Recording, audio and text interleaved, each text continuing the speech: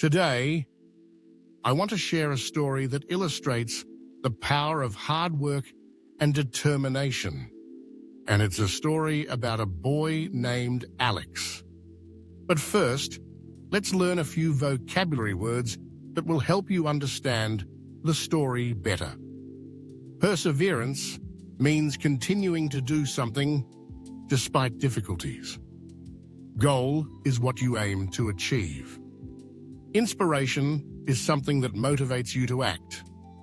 Dedication is the commitment to a task or purpose. And success is the achievement of your goals. Now, let's dive into Alex's journey. Alex was an ordinary boy with big dreams. He lived in a small town where opportunities were limited. Every day he watched his friends play video games while he sat at his desk, studying late into the night. His goal was to become a successful engineer. But the path was not easy. One day, Alex faced a major setback. He failed his math exam. Instead of giving up, he decided to work harder. He spent hours solving problems, watching online tutorials, and asking his teachers for help. His perseverance shone through.